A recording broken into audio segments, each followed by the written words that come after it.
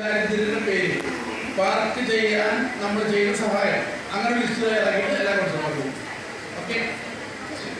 മാസവാടക സംബന്ധിച്ച് മാസവാടക ഗവൺമെന്റ് ഉത്തരവിൽ പറയുന്നത് ഒരു തദ്ദേശ സ്വയംഭരണ സ്ഥാപനത്തിൽ ഒരു ആൾക്ക് 7,000 പ്രതിമാസം, ഒരു 10 ആളുണ്ടെങ്കിൽ 70.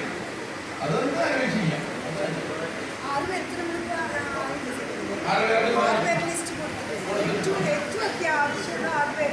ഏറ്റവും ആവശ്യമുള്ള 6 പേർക്ക് വാടക കൊടുത്തതിന് വേണ്ടി ശുപാർശ വന്നത്. ഓക്കെ,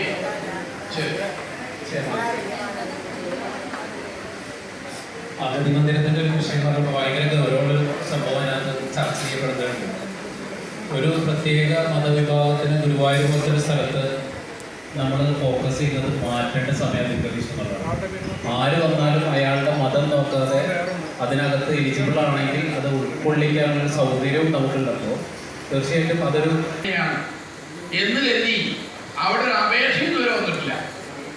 ഗുരുവായൂർ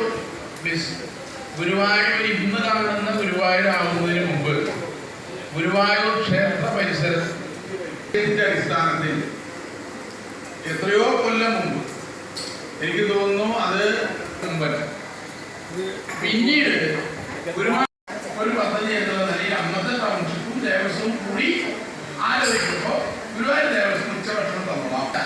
ഇവിടെ ഇങ്ങനെ വരുന്നത് മാത്രമേ അതുള്ളത് കൊണ്ട് ഇങ്ങനെ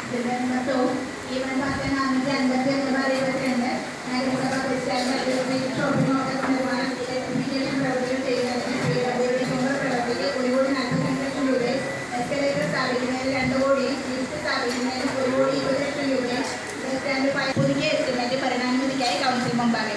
2. സ്ട്രീറ്റ് ഷോപ്പിംഗ് കോംപ്ലക്സ് ഇലക്ട്രിഫിക്കേഷൻ പ്രവൃത്തിക്ക് 25 ലക്ഷം രൂപയാണ് വകയിരുത്തിയത്.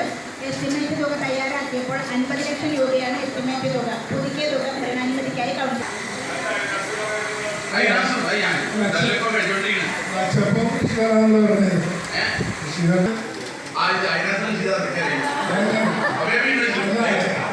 ഋഷികൾക്ക്